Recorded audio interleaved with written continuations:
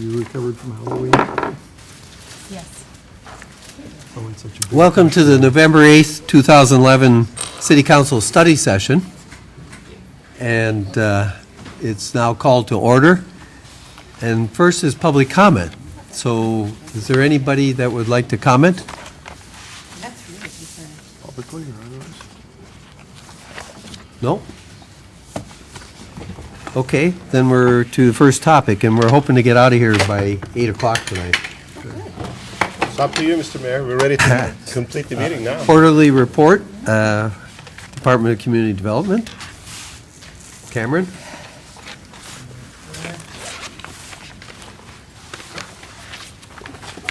And I only have 176 slides to show, so we should not be, What you think?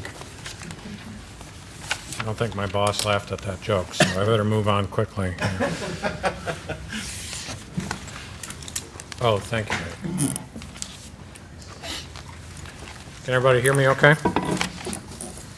And it looks like the projection is going to be slightly off again, so I apologize if for the audience things are a little bit off. Here's the outline for my quarterly report tonight. I'm going to talk about 4 major areas here, give you an overview of what's going on in the world of community development.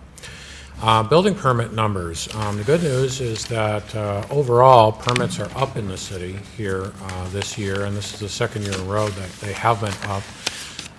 For single-family residential building permit, that's the SFR, it's up over the number of issued permits over last year. The received number is a little down, but I put an asterisk on that. I don't think your mic is on, is it? No? I don't think so.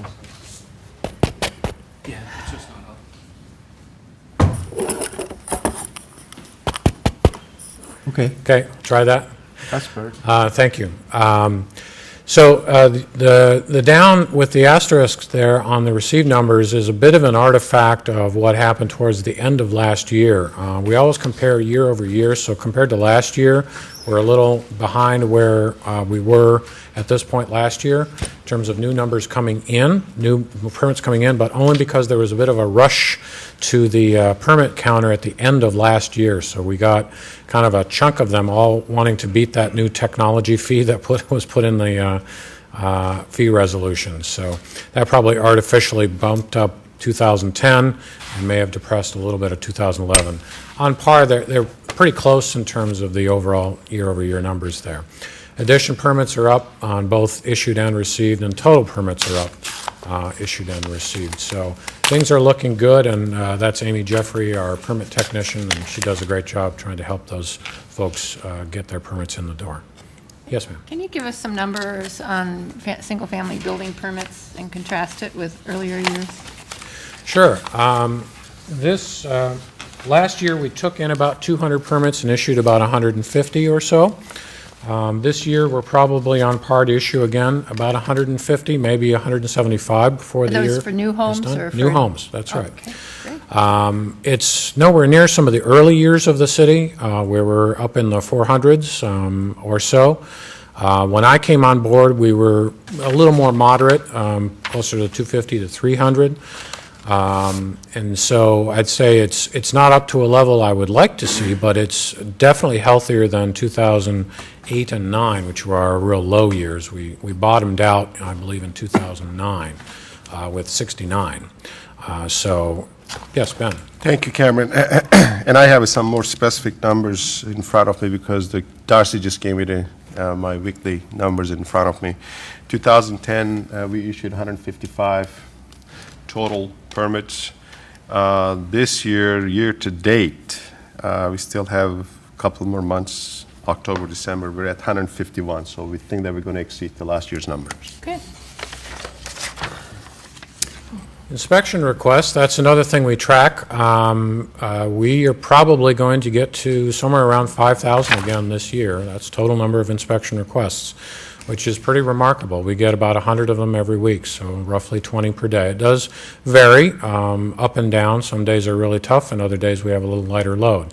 The good news, a lot of those are coming in using the online system. That's something that we worked with our IT shop to put in place. So we're trying to help people, our new customers, to use that more and more. And that does provide us a good opportunity for feedback because we're working directly with the builders and the contractors on how our plan review has gone, our permit system, and our inspection systems. Cameron, I used the online system myself this year. Did you? And Okay. it worked very, very well. Wonderful. That was when we started having technical problems that after one customer got into the system, so that was the time. I try to help you, Ben. We'll have your time. This is another good innovation, our OTC, or over-the-counter permits. We first started doing 3 years ago. We actually won a governor's award for this. And you can see the year-over-year data for that. The 2011 data is in that the dark blue bar with the diamonds on it. There is some seasonality you can see, and these are not all professionals. Some of these are the sort of Joe handyman pulling the permit for their own home, and there's some seasonality to that. You can see somebody says, hey, get out there and do that project you've been talking about, and that often happens about May. So they tend to start spiking up in May and June. So we are on track for issuing somewhere around 750 to 800 of these by the end of the year. I think we're at 672 right now. So this has been remarkable because these permits are in and out of our system sometimes as quickly as a half an hour. Sometimes it may take a couple hours or a day. But they are lickety-split compared to how we used to do these, of putting them in the queue and having them wait for the permit in front of them. So we never get them in the queue. That's the great thing about this. Lickety-split, huh? Lickety-split. I'm dating myself a little bit, Mr. Mayor, I'm sorry. Platting activity, that's also important to us, the creation of new lots. Subdivisions are those projects that have 10 or more lots. We have 19 of those subdivisions currently in our system. 3 new subdivisions came in this year. Now, this is an important thing to look at. We have not had new subdivision applications for a couple of years. So this is an indicator that Sammamish's economy is looking a little bit better, perhaps, than some other peer cities. So that's 422 total lots across those 19 plats. Short subdivisions, 9 lots or less, 29 of those are in the system. And of course, when I say in the system, they're at various stages. They may have applied, they may have preliminary approval, maybe they're getting engineering approval, maybe they're building it, maybe they're getting ready to record. So another 8 lots there, total of 510. We had dropped down below 500 lots in the system earlier this year. Now with the new plats, we're actually back up again. Other land use permits, these are things like conditional use permits and boundary line adjustment or reasonable use exception, similar volumes to last year, so those are pretty steady for us. Code compliance. This is a great thing to report on, that the new Title 23 is already working to bear fruit. It really helps us manage our caseload and especially keep new cases from being generated better. And that's because we can use this knock and talk mechanism a lot more. And we've got good people who have been trained well and are able to use this knock and talk mechanism. So we're starting new cases far less often than we used to. That will help us manage caseload over time. The pie chart gives you kind of a rough breakdown. The zoning, nuisance, and clearing grades are the bulk of our work there. So things like building something in the setback that they shouldn't have been doing, a clearing grade, not getting a proper clearing grade or tree removal permit would be an example of that. Nuisance might be a noise complaint or something similar to that. So our property maintenance might fall under a nuisance. So junky cars, junky yard, that kind of thing. So again, we can solve a lot more of these things, and we use the code compliance process first as an opportunity for education. Let's help you know what's in the code and what you have to do to comply with that. And I'm pleased to say we're getting a lot of good response from the people that we work with using that new code.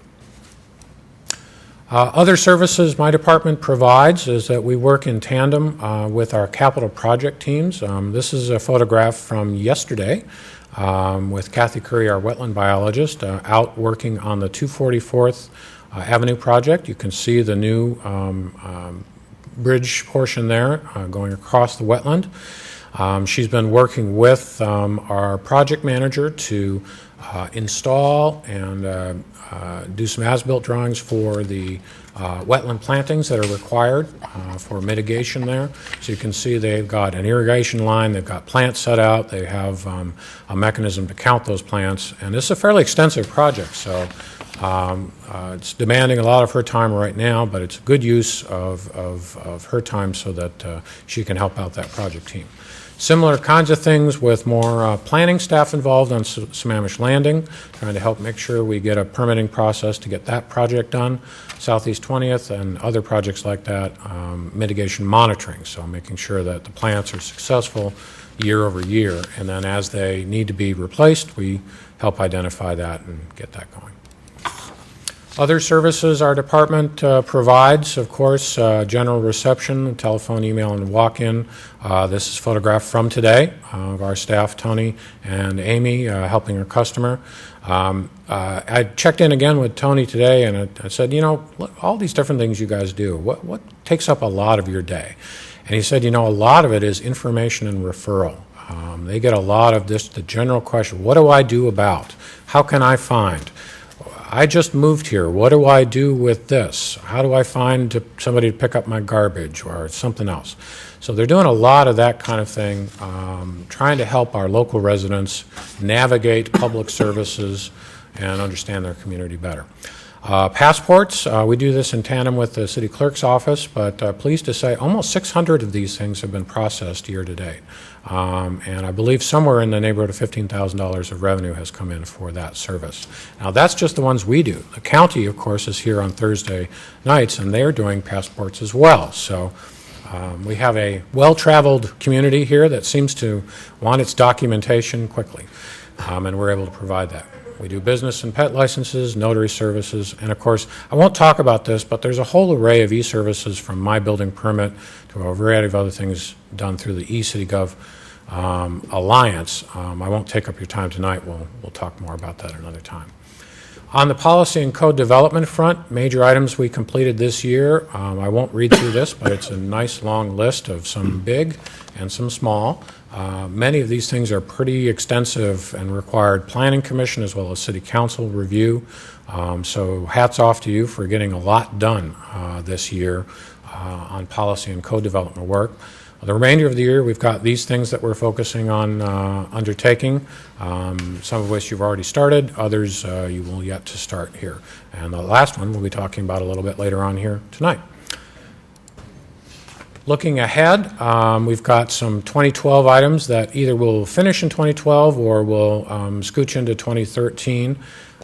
Where my department's the lead, we'll be bringing back material related to the collective gardens, probably waiting for the state legislature to see if they do anything next session. So my guess is we'll be recommending another extension of the emergency ordinance prohibiting those.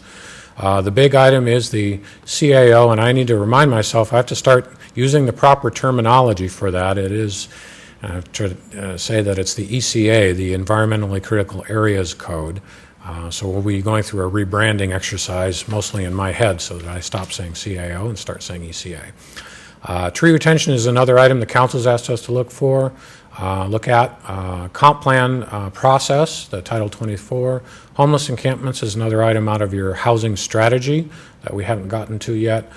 Some other ordinances to make sure that solar power and wind power are available tools for within the city are on the list. That's coming out of our sustainability strategy. Items where Public Works or Parks are the lead and we're on the team would be the transportation level of service and concordant impact fee updates, stormwater plans, and bike and trail plans. So probably see them in the lead role, but we'll be there working with them to make sure it's done in the way the city needs it. Other work items that are on our list, the big one that Ben is having us focus on right now is the new EnerGov permit software and asset management implementation. We're going to be having a bit of a staff retreat to talk about that in the coming days. That will take up a substantial portion of staff time. I'm trying to gauge that right now so that we can plan for contingencies. I want to make sure that we can still provide good public service when our staff are busy working on both helping to craft it and tailor that system and then getting trained on that system. We have, as you know, sent in material into the Federal Emergency Management Agency, FEMA, on our floodplain regulations, asserting that they are sufficient to prevent incidental take under the Endangered Species Act. We have not heard back from them yet. I don't know what they'll say, but when they say it, we'll have to respond to it. Town center implementation, we are working with landowners and prospective developers regularly, trying to provide information, and we're standing ready to have any other direction on that. Buildable lands, we are going to be dealing with a 5-year report that is due for all King County cities and the county in 2012. So we'll be contributing to that report. We provide information every year, but that gets compiled into a report and analysis every 5 years. 2012 is that 5th year. Implementing sustainability strategy, and I owe the Planning Commission an updated strategy document that will be coming to them in January. And I'll be coming back to the City Council after that. Coordination with water and sewer districts. There's everything from commenting on their plans to our daily work together, working with applicants, and we have some issues that we want to try to resolve there. I'm compiling that right now and going to be delivering to the city manager a report kind of detailing those opportunities. We'll see if an annexation gets proposed. If so, we'll be processing it. And then we'll be working on crafting updated interlocal agreements with King County on a few fronts, probably permit processing, impact fees, and various things related to that. And there are a whole lot of other things that I sort of ran out of time and space to put on the list here that we'll be back talking with you about in my next update sometime in 2012. Happy to answer questions. Questions for Cameron? Comments? Looks like an ambitious plan. City manager has a question. Not a question, but a comment. I just want to thank Cameron and all his entire staff that particularly not in the building division. Obviously, they've been busy in all fronts, but particularly in the building area, that we had an inspector who was sick, and we had another inspector who had some family tragedy. We had a plan reviewer who was involved with something else. So he was really significantly shorthanded. But yet, he was able to figure out a way to continue to provide a good customer service. So I want to thank him for doing a great job on that one. So appreciate the good work that you and your staff has done. Thank you very much, man, and credit goes to that division. No, occasionally we get some comments that are very flattering for staff, and occasionally we have people who are less than happy. But I want to say just over the years that I have observed that you go out of your way to try and help people that come to you with a problem with our codes. You still have to enforce the codes, but you try and make things happen for them. Might not be just the way they want. They might have a wetland instead of a ditch that they'd like to have, but I want to thank you because I think you really go out of your way, and your staff is really very thoughtful in trying to accomplish things and make it happen for the people. So I want to say thank you personally. Mm-hmm. Thank you very much. I Very good. appreciate that very much. I think we all agree. Yep. Thank you very much. That's fantastic. Yeah. Right. Well, thank you for your time. We can do the next report, so Yeah, while you're standing just there, too. stay so up here. that's Now, important. I don't have a PowerPoint for that. We have material in your packet. This is on the Lamb House transfer. Let me turn off The Lamb House transfer, this is a topic that we discussed with the council during the development of 2011-2012 budget. That was at the end of 2010. We now built a Public Works Maintenance and Operations Center. We moved all of our equipment and personnel from the Lamb House to the new location. Property is ready to be transferred. We're in the process of addressing a couple issues. One of them is that we're doing the site assessment. Nothing significant. There's a couple old oil tanks that the people use. It's very standard in older homes that when they use the oil for heating purposes, so we need to make sure that that has been done properly.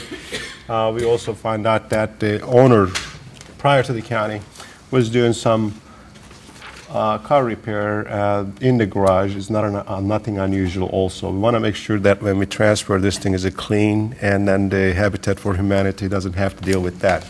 But on the other fronts, Cameron, Lyman, and the other department heads been involved in providing a documentation that sets the conditions for the transfer, and then we obviously closely coordinated that with the Habitat for Humanity.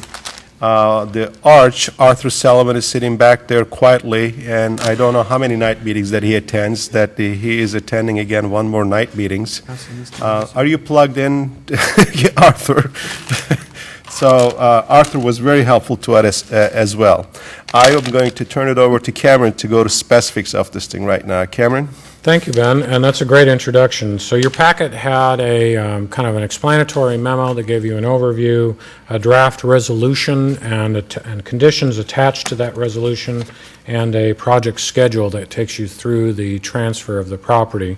The conditions are deliberately kind of broad-based to make sure that we handle the items of major importance. There may be some of those details that Ben was mentioning that are necessary when we actually go through a conveyance process. That'll be on towards mid-next year or late next year when that's ready. But your action on the resolution with these larger scale conditions would authorize the city manager to execute that transfer. So I think we've tried to both look at what the city's interests are here in terms of transportation connections, thinking ahead as we always do when we look at a piece of property that eventually will be developed. We'll look at how the roadway is going to be connected and what future development beyond the property of interest might need in terms of connections. So that's been taken care of in this. I think we've got a good schedule that Habitat can live with and the city can live with because it shows progress in getting this done. There are steps Habitat will undertake after the items on this schedule that will be related to fundraising and actual construction of the houses. So that will that's not something the city participates in directly, other than we will issue permits for those houses at a later date. But in this world of fundraising challenges, that will be on their plate to deal with probably in 2013. There's also an aerial photo with the property shown in a box in your packet there, just in case you're curious about the specific site there. I think this is an outstanding opportunity, and it's something that makes me proud to work for the city, to see the city interested in helping to see this project move forward. So happy to answer any questions, and also have Public Works and Finance staff here. Cameron, thank you for your presentation, professional as always. I'm kind of interested in this idea of the street grid. Is this something you're looking at with our Public Works folks? It is, and I'd certainly welcome Public Works to either elaborate or correct my answer, but in some ways it's just like we do with any other development project here, that we look at how that piece of property not only gets access to it directly, and how it works in terms of a larger connected network. So that's part of the reason why there's some right-of-way that we're asking to be dedicated through easement and eventually through formal right-of-way dedication through the development of the project that would allow access to this property specifically, but also to the property to the north. The camp property is the large R6 zoned property, has the old barn, and I think there's a home out there and a beautiful old tree that's you can see while you drive there. That's a property eventually may be developed, and so we need to take that into account. Heading further east, the landscape gets a little murkier and on the map, and we're getting into another established neighborhood. So the connections further east, I think, are yet to be determined. But at least the first steps are pretty well laid out. Mm-hmm. Well, certainly any signalized intersection is a likely candidate for a fourth leg, and so I'm glad to hear that you're at least looking into the future to see whether that is something that has a public interest involved. Absolutely. Thank you. Nancy? Well, talking about a couple of things. If one of the things this 228th corridor study came up with was possibly putting in a roundabout at 24th. 24th, okay. And I know there was some consideration already given for right-of-way. Do we have enough right-of-way for a roundabout? I'm going to ask our Is Public there Works Director, anything- Laura Is there anything that Philpott, should be to... incorporated into here that isn't? I think 24th was where we were focusing on a potential roundabout. And Correct. this is up at 20th, where the Lamb House is. And we have looked at the... I mean 20th, I'm sorry. Yeah, but we have looked at the necessary right-of-way, and we think what we have preserved through the easement, it will address the future needs of the corridor. Okay. And I had landscaping and screening. You know, when the city, about 3 or 5 years ago, there was no landscaping there, and all we could see were these ugly, ugly vehicles and other things that were just plopped in the backyard. Beautiful And looking cars. now we have a beautiful landscaped area. Can we put something in here, or do we already have regulations that would require some kind of screening from 228? This is going to be a denser project. Most of the lots back there are on an acre, you know, or an acre and a quarter, something like that. So it's going to intentionally be much denser, and how it looks and presents itself will be especially important to people. Sure. Giving it appropriate screening and landscaping and all that kind of stuff. Is there something in here that would permit us to do design approval? I don't think there's anything in the agreement here, but we have all of that in our code already, both in our Public Works standards and in the Cottage Housing Code. If they choose to use that, will give us the authority to approve and inspect a landscaping and screening area to address the concern that you have. So I don't need it I don't think we need it in this because we've already got was that my code question. authority. Thank you. John? I think one of the council members raised a question whether or not the threshold can be above 50%, and there was something referred to the state constitutional requirement that it be at 50% on the second page? No, and this is 50% of the area, the King County median income is the issue that you're talking about, Councilmember Right. James. And we might want to ask Habitat to comment on this. My understanding is that typically their target market, if you will, is at that 50% level. They do sometimes serve people and families at a slightly higher 60% level. As we were working through these conditions, they asked for the language to accommodate some portion of the units at the 60% level. Both of those numbers are safely underneath, I don't think it's a constitutional level, but it is a statutory and case law level of 80%. 80% or below are considered to be housing where it qualifies for public subsidization. So we're safely underneath that level at either 50 or 60%. And I think having a mix of 50 and 60 actually is a good thing for this city that will probably allow them a little flexibility and allow us to meet some of our affordable housing goals. Who wrote the memorandum? Well, give Evan Maxim most credit for writing the memorandum. It But says I was just reading verbatim. It says pursuant to state constitutional requirement, the city may transfer property for allowed public purposes such as affordable housing to serve residents at 50% of the median income. So it looks like, based on that quote, it's a constitutional requirement. well, I mean, is that, we're allowed to do that at 50. We're actually allowed to subsidize projects at even up to 80% of median income with Okay. public dollars. In Washington State, there is a constitutional prohibition against the gift of public funds, except in cases of the poor and the infirm. That's the phrase out of the state constitution. In practice and in case law, and possibly in statute, that has been defined at 80% or below of the area median income. So being at 80%, we would be okay transferring property. We're down at 50 and 60%, so we're clearly okay. Okay. The sentence could have been written a little more clearly, and I apologize for that. I just wanted to make sure that we weren't giving problems by gifting property that, Right. We are not. Fair enough. okay. Oh, I have a question on the easement. You state in here, needed to allow for future extension of Southeast 20th Street.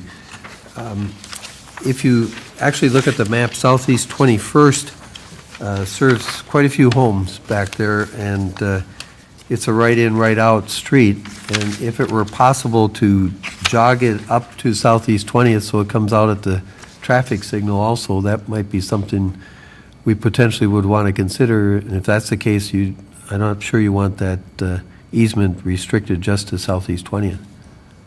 That's quite a Well, it job. would be, the easement that came out, it's along the north portion of the property, and it would be the extension of 20th. If we ever added in the future some sort of north-south connection parallel to 228th from 21st, it would still come out at 20th, so it'd still be serving 20th. Well, that's true, yeah. It is a jog, Michelle, but quite a jog. you'd be surprised how happy people would be to have their street come out at a traffic signal. But not at a roundabout. Yeah, but that give up quite a bit of land to do that. Would your Mr. Mayor- property end up at a signal, Don? Is that? I see, No. Yes. I see the board member of Habitat for Humanity is here, so maybe we could ask her to come over here, and I want to also tell you something very special about her, so you want to come up there and introduce yourself, please?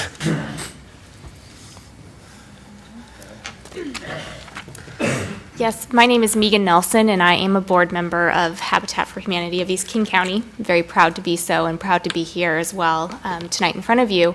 I'm actually going to defer most of our comments to Jim Berry, who is a Sammamish resident. But I will say, I extend a sincere thank you, express my gratitude and our organization's gratitude for being considered for this. And thank you for having me here tonight. And council's benefit, Megan's grandfather, Mr. Nelson, donated that 1,800 linear foot of waterfront park to us. So, We're paying it forward, is that what you're saying? So she's being very modest. She does lots of good volunteer work. She is by training an attorney, and she's been very supportive of this project. But her grandfather is a very generous person, that, and I want to thank you again and your family for that gracious donation to our city. It's been wonderful to be part of the East Side community for my entire life. So, no, thank you very much. And Jim Berry is our local citizen, has been very advocate of this particular project. Jim? I happen to be a longtime friend of the Nelson family, and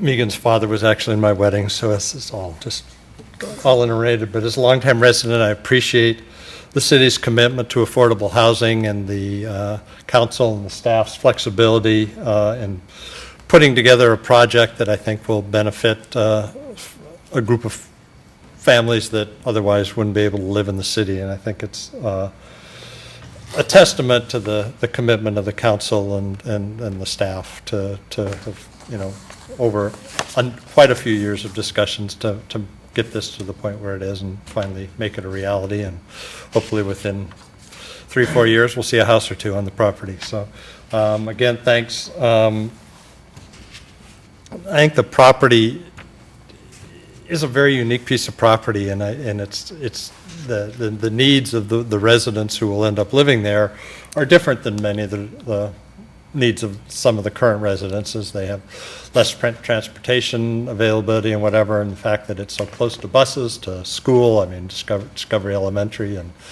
Skyline and Pine Lake are really all within walking distance. Pine Lake's a little longer jaunt, but and it's close to shopping, so I think it's a great opportunity for Habitat and for the city, so I want to thank you very much. We're looking forward to our partnership with Habitat. Yeah. Very exciting. I had one thought. Appreciate John pointing out the percentages listed in that memo, which really kind of led you to believe and would lead anybody to believe that 50% was maybe the constitutional threshold. When we're hearing it's 80%. I'm wondering if it would help us in making a final decision to know what those were in actual dollars. I was thinking the same. Because it's possible that a 50% of the median income for King County as a total may be such a small income level that we may decide that to allow flexibility above 50%, maybe up to the 80%, but maybe somewhere above 50%, once we knew what that was in dollars per year. Art knows. I know Arth, those you want to come numbers up are there? available. Maybe we can answer that right now, Mark. So Arthur Sullivan is here. Yeah. Arthur? Hi, Arthur Sullivan, Program Manager of Arch. 50% of median income is about $45,000 for a family of four. So you're talking 40 to 50,000. Many of the households that they're serving are lower than that. The other thing, too, to keep in mind with Habitat is they're their own bank. So they're charging an interest rate that the consumer can't afford. And then with all the sweat equity and the volunteer donations and things along those lines, 50% has, in the past, I've worked with them on every project they've done in East King County since their second project, their second home. So I've been working with them a long time, and they've always been comfortably, the 50% levels worked fine. They just sort of said, given today and everything, having that extra 10% would be helpful. They're thinking that in their normal program, they should be at 50 or even well below 50. So it is incomes of 50,000 even at the 60% level. So that's definitely, I think, typically in the range that they are serving and stuff. So that was, they didn't ask us to go higher than that, and our past history of working with them in other cities has been that 50%, and this just gives them a little more, this is giving them that extra room. Thank you. Nancy? I have a question for you. Sammamish is one of the more affluent communities, and so 50% of the county median may be, what, 25, 30% of Sammamish, maybe 40%? The city wants to embark upon this to help people in Sammamish. I mean, there are people who go through tragedies in their lives, reversals of, they get divorced, and you have a young mother, years ago said, isn't there any way I can stay in Sammamish? I have 3 kids, I just got divorced, my husband's being, not supporting them. No way they could stay here. So if you take a look at the city's interest in trying to promote housing for people, not just countywide, but also in Sammamish, I don't think you're doing it at the 50% level. So I'd like to see if a discussion with Habitat about making it 80%. It wouldn't compel them to do that, but it might give them a little bit more flexibility to accommodate some people from our area who want to stay here, and in the recession of the last few years just can't make it otherwise. So to respond to that, we can have that conversation with them. I would point out, one of the things we've been doing with cities in East King County, and we're starting work with your staff, is doing an East Side housing needs assessment. And one of the components we've been doing that is looking at the salaries of local workforces. And what we've been finding is very interesting, or one of the things we've been noting, is that regardless of what your incomes are in your city relative to the county median income, the average salaries in the 5 major sectors in almost every city in East King County are at, and in some cases, actually below the countywide averages for salaries in those sectors. So for so for your workforce, people who maybe are working here and having a hard time finding the ability to live in the community, your workforce, you're finding their salaries aren't necessarily higher than countywide averages. But happy to have that conversation with Habitat to bring feedback to you. And then I would also claim that probably most of the people you've described, there are a large percentage of people, even though your average is higher, we can get you data, and I'd be happy to bring that on what percentage of your current residents are under 50 and 60% of median income. My guess is it's probably at least 10 to 15% of your households today are at below 50% of the countywide figure. But I can actually, we'll bring that up because we have it, and we'll bring that information as well as following up with Habitat. So what you're saying, I think, is that school teachers get the same salary here as they would in other cities around. And- Generally speaking, correct. And retail workers. Bank tellers, et cetera, correct. Right. Right. Good. Thank you. Okay. John? This is a follow-up to Nancy's question. No, maybe it'd be best not to leave the podium. Because this is city funds that bought the property and we're gifting it to Habitat, I'm not saying that we're intentionally putting strings on, but I think Nancy brought up a good point. Is there any way that we could give first preference to people that maybe already work or live in Sammamish?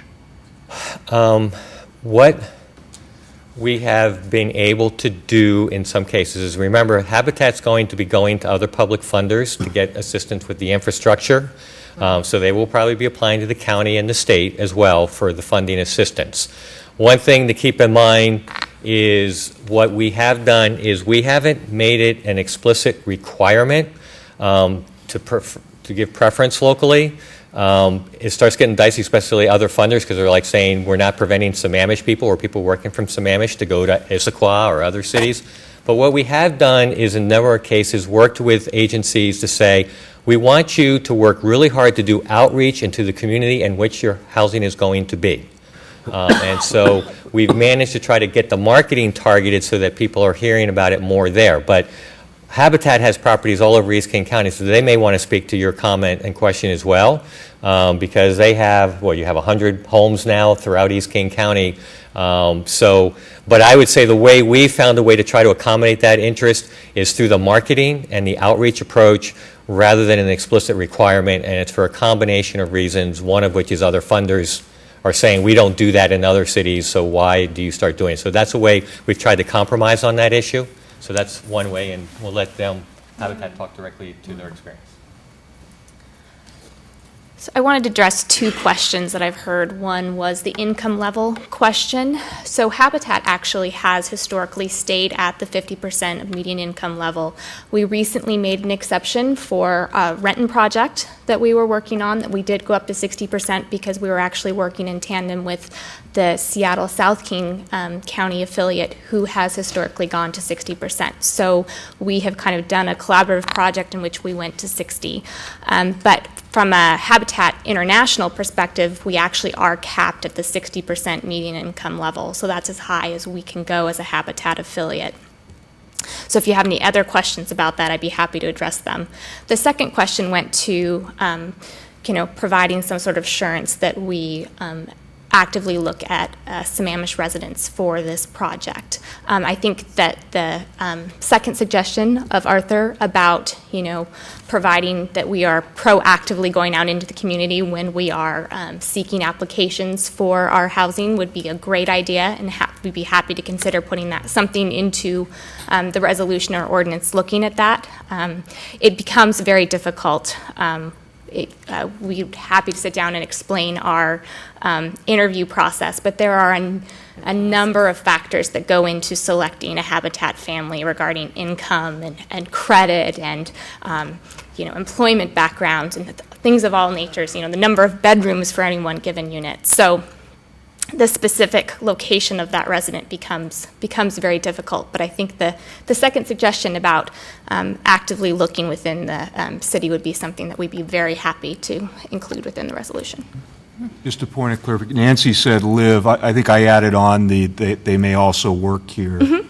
Because obviously if somebody has a lower income, if they can get by with one car versus two, and one of the people in the household may be able to walk to work, I mean, what a concept. Or take public transportation if we ever have a circulator, who knows? And I think that's one of the huge benefits that Habitat offers in something that obviously has been talked about a lot in the affordable housing realm in recent years is workforce housing.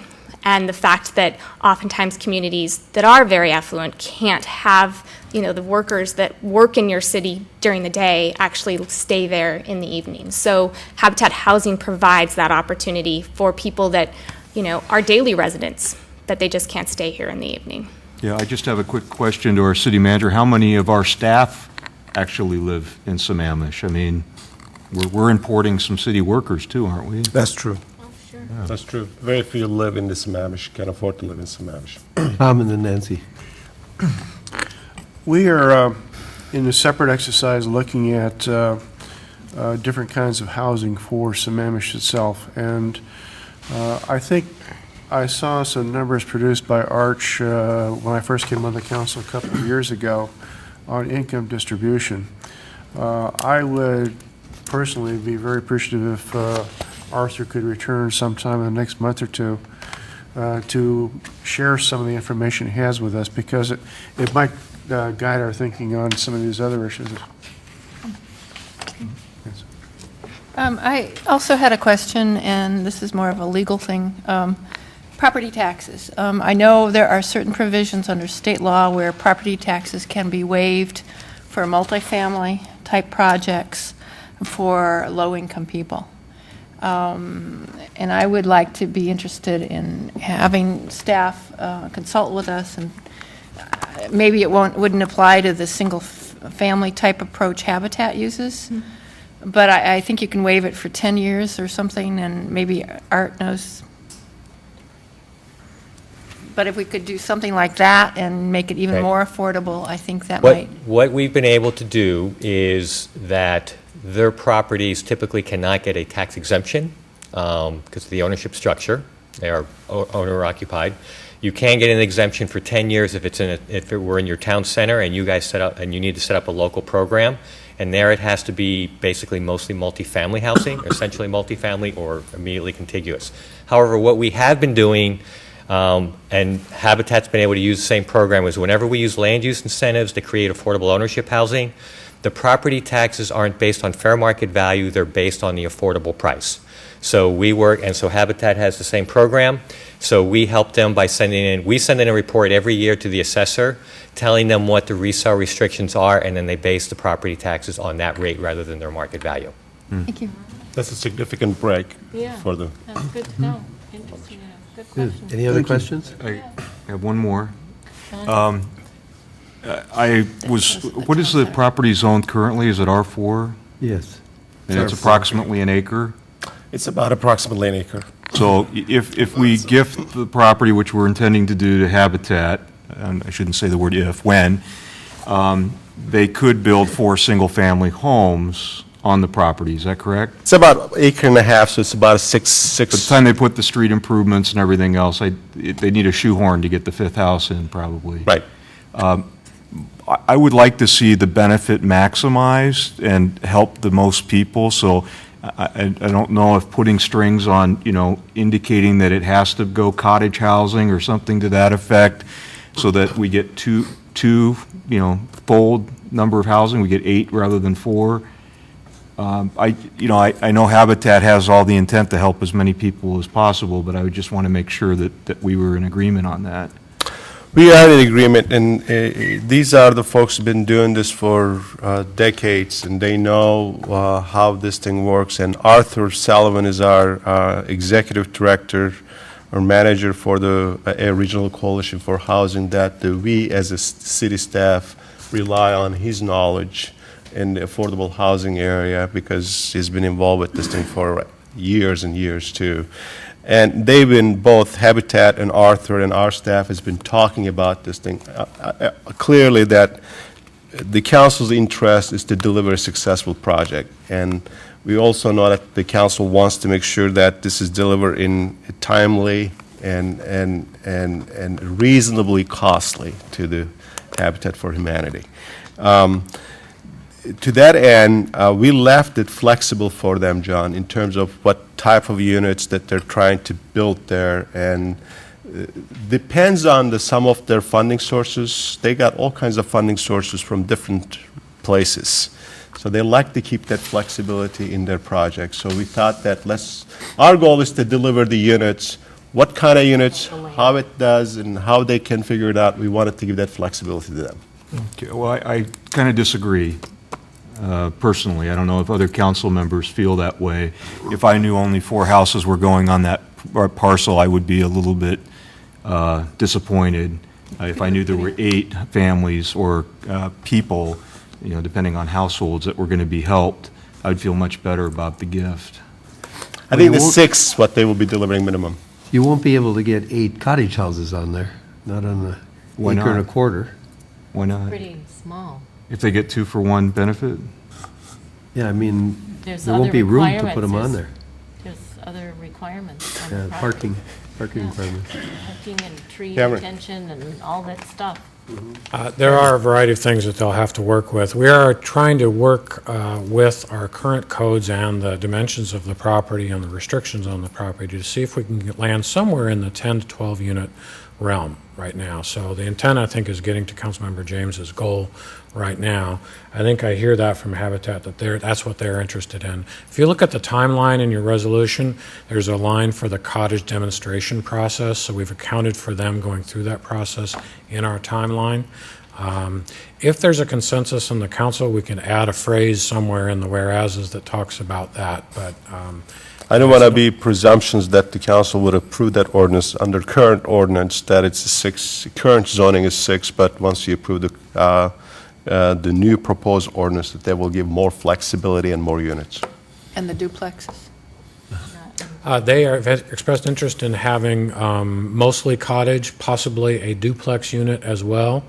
They are looking for a variety because their families come in all different sizes, and they want to try to accommodate that. I think what you hear is the council's receptive to however creative you can get with Habitat. We'll talk with them about whether there's some additional sentence we can add in there to. And just one last reminder, I did say that I was in favor of exempting affordable housing from the demonstration project 50 cap, because if it hit a home run and we went through the 50 right away, I didn't want Habitat to be left holding the bag by not being able to move forward or having to come back to us, and maybe there's a different council sitting up here. It's 3 years from now. So that will come up again on December 6th when you retake up the ordinances for that. So that is on our to-do list to create some language for you to work with in that regard. That's a good point, John. We'll try to address it. Michelle? I just want to say that I'm so pleased this is finally happening. I can't remember, I think Nancy, you actually suggested to do this, or was it Kathy? Oh, I Came up did. I with the did years idea. and years ago. And it's been quite a few years in coming, and I'm quite confident that your programs and that you'll be able to maximize this property as best you can and get as many suitable homes to serve your clientele on the property, because, I mean, obviously, land is precious, and that's the hardest thing to come by in the affordability factor, is coming up with the land. So, I'm quite confident that as many families as make sense will be on this property, and if they live in Sammamish, that's wonderful. If they don't, they'll become Sammamish residents, and that's just as good. So, pleased to see it move forward. Nancy? I live across from this parcel a few hundred feet, and it's almost in my backyard. And I have been looking at it and eyeballing it and thinking how perfect it would be for Habitat. And for years, we've been looking for a maintenance shop to replace that one. And I thought how perfect that parcel would be. It meets all the criteria for transportation, schools, shopping, and even an occasional bus. We can't promise that will continue. But and Habitat has always been just a wonderful organization, something that I've just so pleased you're committing to coming to Sammamish, and that we could make that happen with you. Partnering is one of our best things we do, and it's so pleasing to have you committed to this project. Thank you. Great. Thanks for coming, too. Thank you. Next is the discussion on the drainage solutions for Tamarack, Inglewood, and Southeast 24th Way neighborhoods. Mr. Mayor, this was a council's objective. They wanted me to come back to you with some options on the west side of the city in terms of what drainage solutions that we may come up with.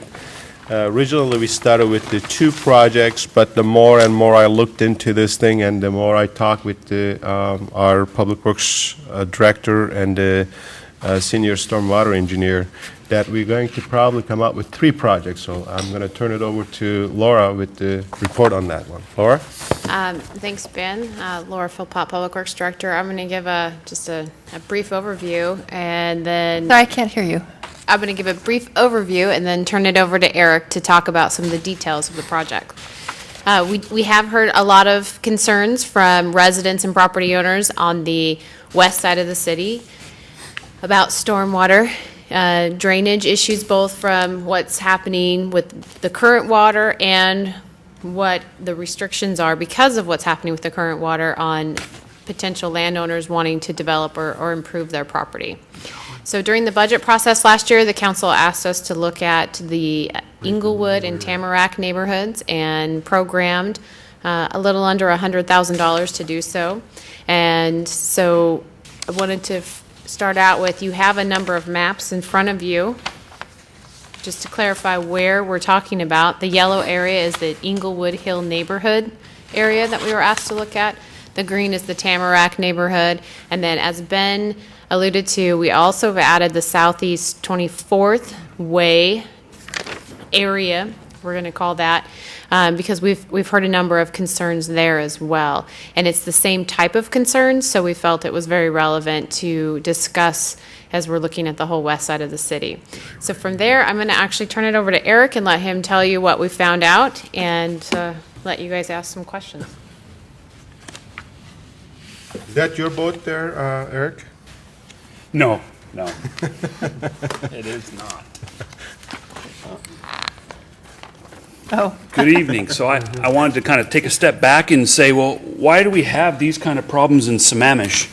And it's pretty simple, actually. It has to do with the soils that we have up here on the plateau that were created when large glaciers scraped across them and ground them into very fine particles. And then when you add to that we live on a plateau, a lot of us, and then this plateau transitions down to the lake, and that lake is actually sensitive to the type of soils we have up here because of the nutrients that are contained within it. That's how we end up with our critical areas that we have, and the critical areas that are challenging us on developing in this west side of the city. And those critical areas typically have to do with landslide from that transition area between the plateau and the lake, and erosion of those upland soils into the lake. So I have included a number of maps for you.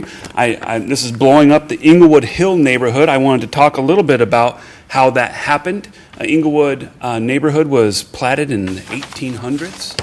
It's made up of very, very small lots, 25 by 100 feet. Most of the time those are combined to make a lot that's 50 by 100 feet.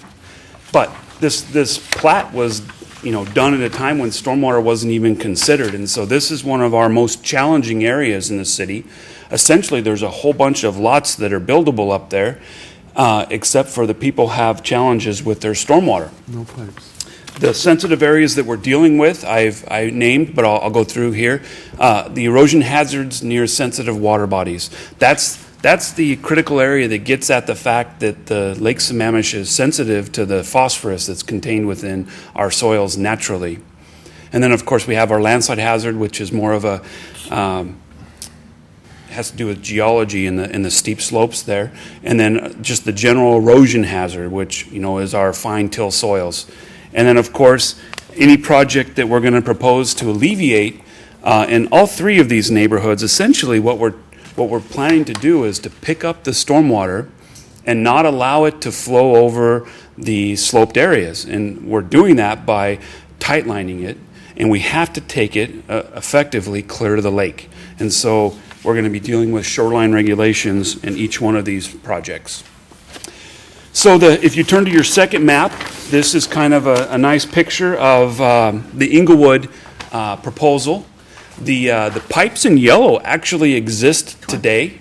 The King County did a project in the 90s when they had one of their facilities essentially blow out and carve a nice path down the Inglewood neighborhood. They came in and put this nice big trunk line, a 24-inch trunk line that goes from the Shannonwood neighborhood, and it almost goes clear down to the lake, but it doesn't quite. It actually discharges on into an erosion hazard area that the county then had to come back and armor the stream from their discharge down because it was eroding.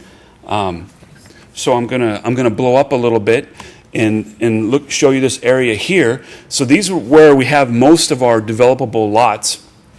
And think of it as it's north side of Inglewood Hill Road. The streets are like 208th through 211th Place. And we've drawn those in purple because those are, they're 12-inch pipes, but we've also thought that this is an opportunity for us to defer these installations, giving you that choice, and have the developers. We think that's more of an approachable improvement if they were to build to the Inglewood Hill Road where we have installed a trunk line. So we wouldn't be necessarily going up into these neighborhoods, although we have costed out what that would be. So I'll back up and actually talk a little bit about the planning level cost estimates that we've gotten so far.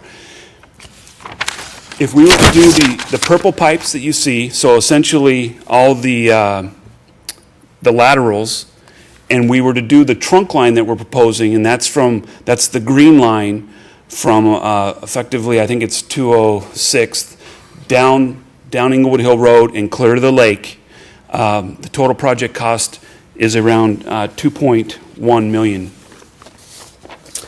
But if we were to take out the laterals that I spoke about and just do the green trunk line, then we are talking about around $720,000. But we wanted to bring forward both those numbers for you. So I'm gonna go through the three projects and then address any questions you might have. So the second neighborhood we looked at was Tamarack. Again, it has a similar history to that of Inglewood neighborhood, except it's a little younger. It was done, I believe, in the 60s. It was still a pretty dense plat at the time, and it's all private in there, and we don't have any real stormwater facilities. There's kind of a patchwork of open ditches and some pipes. The hazards we're dealing with, the critical areas, are both a landslide and erosion, and of course some shoreline regulations when our tight line gets down toward the lake. So this is kind of the project as a whole. It's interesting, the Tamarack neighborhood actually drains to the west, and then a portion of it drains to the north. So we felt it appropriate to address both of those drainages. So I'll blow up first to the area that drains to the west. So this is Northeast 4th Street. It's a pretty steep street. I don't know if you've ever driven down it, but you hope your brakes are working when you're going down that street. And the local neighborhood has put in pretty large rock on the roadside ditch to stop from the erosion from occurring. So that would be alleviated if we were to put a trunk line in there. And then once we get out of the Tamarack neighborhood, we're going to be negotiating easements with a couple private property owners to get the water down to the lake. So backing up again, this total project cost for this is 1.4. Of that, this west face project would be roughly $915,000. And then the other project is that hatching you see, and that is 211th Street that drains to the north. And we've had some issues up there. We had a developer do some paving without a permit. This project would correct that action by installing a little bit of water quality. The price tag for this is $500,000. The large price tag for the relatively small area is due to the fact that once we touch the water, we've got to take it pretty far off the site before we can discharge it. And that is essentially down to the bottom of the Inglewood Creek ravine. The third area, the one that I have nobody to thank but myself for mentioning it last week in a meeting, that we've now decided to look at, we've actually got some preliminary numbers for you, is the Southeast 24th Way. When Ben asked if I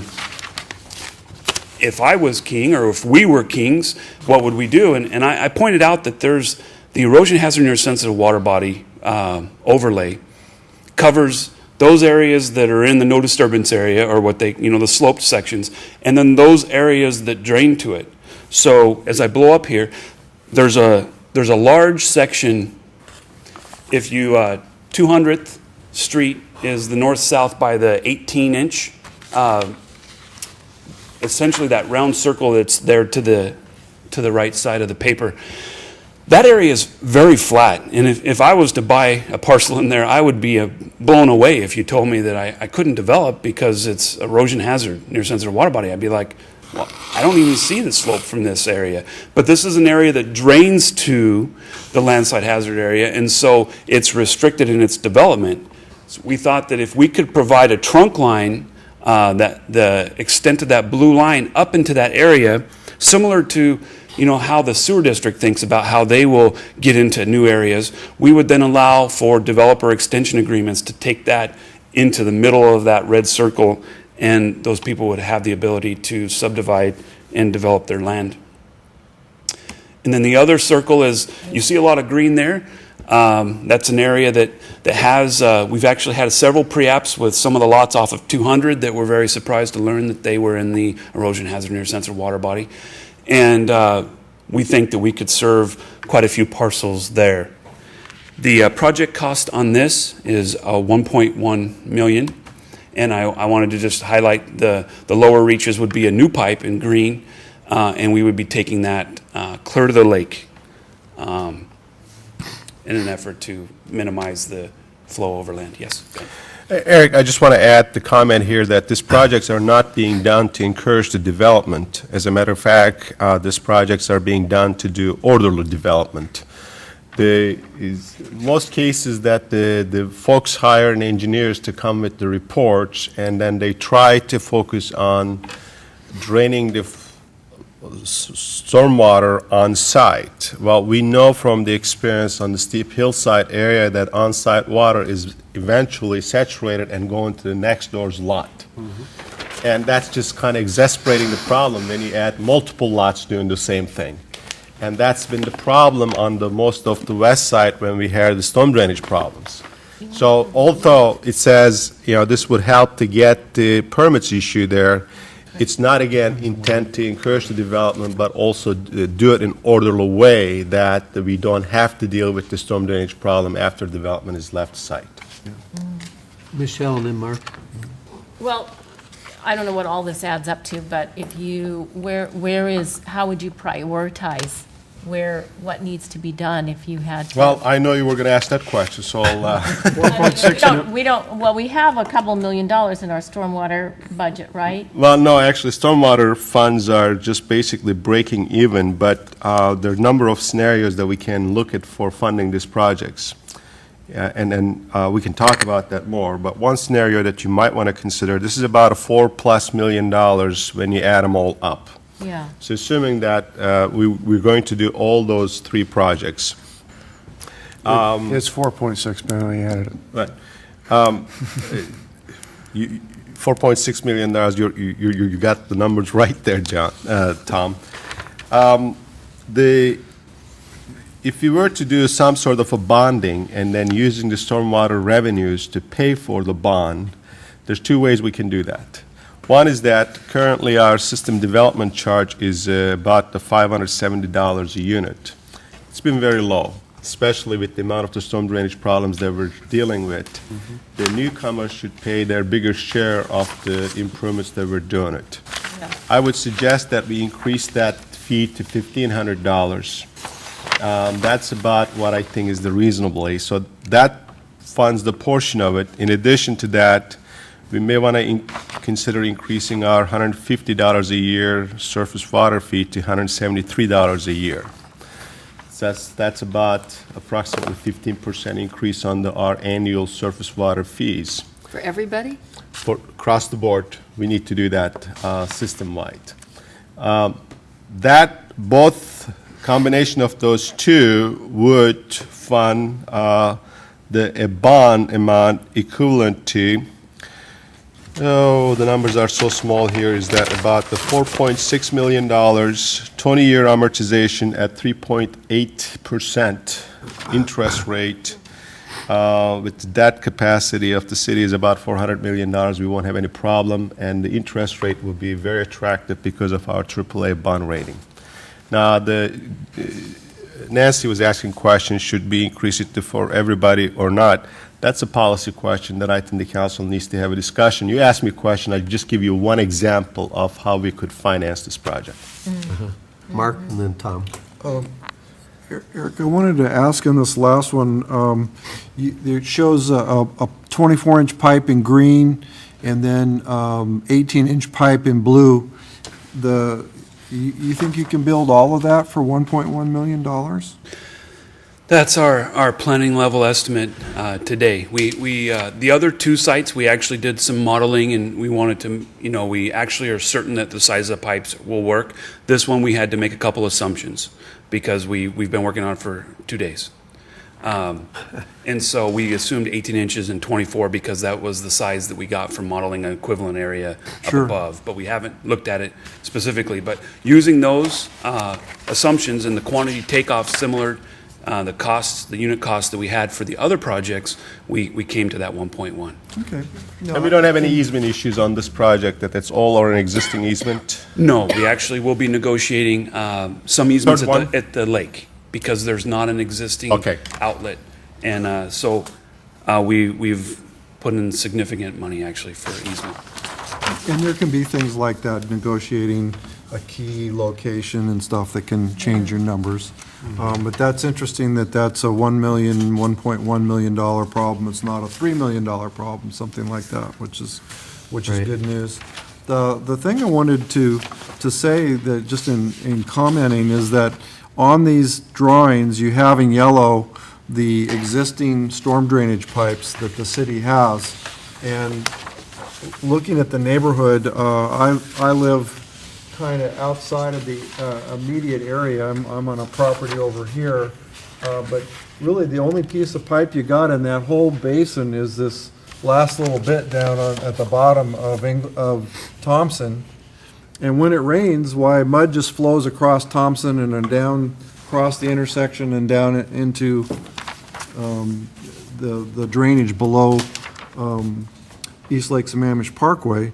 It's just surprising I think to a lot of people how little public pipes, drainage pipe we really have in this city. And that is a source of one of the challenges here, is that we hear about lakes going up and down quite a bit, the small llama landing kind of areas, and the water goes up and down because it's now surrounded by development. Well, there's very little storm drainage pipe. If you look in some of the other cities, you'd find there was a much more extensive network of storm drainage pipes to work with, or maybe that needed upgrading or refurbishing. We just don't have those. So to have had these old neighborhoods built out the way they are, I think that you could look at some of these areas as being benefited by this, and potentially there should be a share by the neighborhood that is an option for the future council to consider on this, is particularly in the one where it's a brand-new pipe at the south end of the city. It's clearly going to open up properties for development that otherwise would be severely impacting downhill properties. That's really the basis of the current policy designation. So rather than having them bear the whole brunt of the $1.1 million cost as a private development, which could be reasonably argued, maybe there is some middle ground, a benefited area that would allow people to help contribute to these very neighborhood problems and allow people to participate and know that the storm drainage of their own house and their neighbors has got a real solution to it. Good. John? I'm sorry, Tom was first. Okay. Two questions, one for Eric and then one for Ben. Eric, the catch basins that I'm seeing designated on the three detailed drawings, are they actually treatment facilities as well? No, all catch basins typically have a sump, and that's an area where we can capture grit and things like that, the heavier particles. But catch basins in general aren't necessarily considered a source for treatment. We would have an ability, if the desire was there, to look at effectively retrofitting water quality facilities, and I could get you that number. We wanted to inform any discussions now, but we actually have design reports coming that are going to be looking at the cost for water quality, adding it to these systems. Okay, I'd kind of like to know what that number might be. Ben, for you, are we looking at local improvement district opportunities here? That's one way of funding it, and then, and again, the way that I described to you is the kind of citywide, system-wide participation. You could do local improvement districts. You could do part of it local improvement district, and part of it is funded through the system-wide improvements. So there are a number of ways that you can do that. What we probably should do, Tom, once we get the preliminary design finalized and the numbers are firmed up, have a study session to talk about what are the different scenarios and what are we talking about the dollars and cents for each, within the people in the LID district and also for the system citywide. Right. Okay, thank you. John? I've got a question regarding the Inglewood Hill section. I wasn't on the council when the road project for the expansion and all that at Inglewood Hill running north was done, but was there any talk about putting that pipe in when the road was already torn up? It seemed like it might have saved some dollars. I wasn't necessarily party to some of those discussions. I will say that typically when we do drainage design, we look at areas that naturally drain to an area, and that was considered in the design of that pipe going down the road. What we're proposing here is to take areas that didn't necessarily drain to this and put them there. And so that's why we would need to upsize that pipe. So when they did the design for Inglewood Hill Road, they were correct in assuming the areas that naturally drained there for this section, the green section here, and that pipe was sized to accommodate that future growth. But what we're doing is we're taking an area that used to go to the little blue stream, and we're going to send it down the green pipe. And so no, that wasn't considered at the time of the design. That wasn't even brought up at that time. What, a couple years ago when that project was being put in? I don't know how much that, I don't remember it being part of that. how much does that add to the We didn't cost, talk. ripping up the road and putting it in afterwards? John, Parkway project was a process of about 7 years. Although it was built only a couple of years ago, but it was 7 years ago. So I don't have the numbers, but I'll get to you in terms of. I guess my point is, and this came up a little bit less, when I work on a board of an association like Sahali, is you really only want to rip the streets up once, otherwise you're paying for it twice. Right. I would like to think that maybe we could coordinate stormwater and road improvements, just like we try and do them with the sewer and water districts. Right. Yeah, good point. One option that's been used in some other jurisdictions is a high-flow bypass pipe that would follow that same drainage down to the lake, but would allow a continued small flow during small events to continue to help with the flow, the normal flow of that stream, but then really divert the majority of bigger flows into a pipe that would follow the same drainage pattern, John, and allow it to continue down to the lake essentially on the same alignment without going back through the new intersection we just built. They're not. And that was one of the design alternatives, and it's included in the design memo that is. Not necessarily cheaper, though. No, it isn't. It isn't necessarily, but we did share with the council the most expensive option that we feel the green pipe, while it does present an issue of tearing up the new portion of East Lake and Inglewood, it does take the water to a piece of property that is owned by King County, so we know we have the ability to actually connect to the lake there. And by following the existing stream and outletting that does go through private property, so there could be some potential issues with easements. We could explore both options. We're kind of showing the worst-case scenario for cost, but maybe it's not the worst-case scenario if we get into the private properties. But we do have those two options. So as we move forward, if the council decides this project needs to go, we can explore those two options further. Nancy? I have a couple of things. Water quality. We cannot, under a stormwater drainage manual, collect this water without treating it before it goes into the lake, can we? No. At some point, we have to treat it. That's actually, our code does not require that. Treatment is triggered by the addition of new impervious. What we are doing is we are effectively just providing a new conveyance.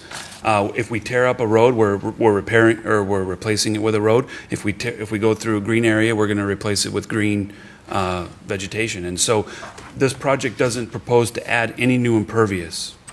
And that would be the trigger typically for water quality. So the choice on whether or not to do water quality would be one of the councils, and it would be whether or not effectively you wanted to retrofit that area.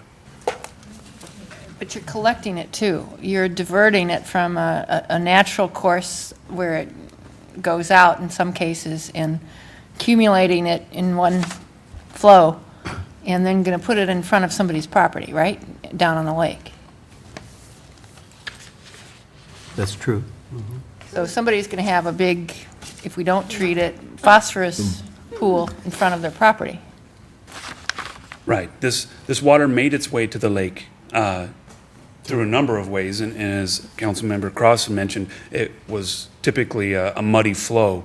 And so by putting it in a conveyance, we are limiting the amount of erosion, and I would expect that we would see a decrease in the actual amount of sediments getting to the lake because we're not exposing those erosive soils to large storm flows. But you're also diverting them from where they would have gone otherwise, correct? You can see, you can barely read it, but it says daylight to existing, and I blew it up, and so you're not even supposed to be able to read that, but we are maintaining natural flows. So we have a flow splitter there, and that green effectively takes the high flow. The normal flows, we need to maintain the flows into the little blue stream and the wetland that's associated with it. So we are allowing natural flows to go, and we're just trying to add some protection against the high flows. Okay, well, I personally would like to see this project combined with water quality. I think you need some guidance from the council, but I'm not interested in doing a project of this magnitude without considering water quality consequences to a very fragile lake that, we want to keep pristine. The other thing I have a question about is, does the one on 20, where is the Osgood property that we've heard about so often? Would that help him in particular? Yes. Yes. Still will have to do some extension of that line, but they will provide a connection point. So if you look at the screen, the Osgood's property is effectively the little tilde is at the east end of their property. So this is the Osgood property here. And as I said before, we've actually had a lot of pre-application meetings for the property above Osgood's. And so it would be anticipated that that would be able to provide some relief for a number of properties. Okay, so, and then when this comes back to us, I understand we're going to get a full menu of options for how to finance it. Yeah, I think tonight, it was obviously a very preliminary report. We wanted to share that with you. I wanted to get some questions that you're asking for. Obviously, financing is one of them, Nancy, that the council is very interested in, so we'll develop the number of scenarios. John asked a very good question about the crossing the parkway there. John, there are a number of ways that you can cross it, don't necessarily require you to cut the existing payment. So I haven't got into the final design details on this thing. I just wanted to get the conceptual data out right now so that we can get some questions generated by you. Well, we'll look into that one. We'll come back to you on that issue. Good. John? Regarding stormwater, and this came up in the Economic Development Council meeting, committee meeting, infrastructure for the town center, and it was talked about sewer and water. Obviously, stormwater's a component of it. Are we doing any infrastructure analysis for the town center? I mean, if we're talking about bonding to do potentially 3 projects, this is another one that probably should be in that equation. No, we aren't. I mean, it was identified in the town center stormwater comprehensive plan that we may want to look at some regional facilities as both incentives and as a way to treat the water in the town center, but we haven't been directed to do so yet. Okay. Well, I think we've just about wound up this topic. We've got 5 minutes. Any public comment? I could entertain a 3-minute one.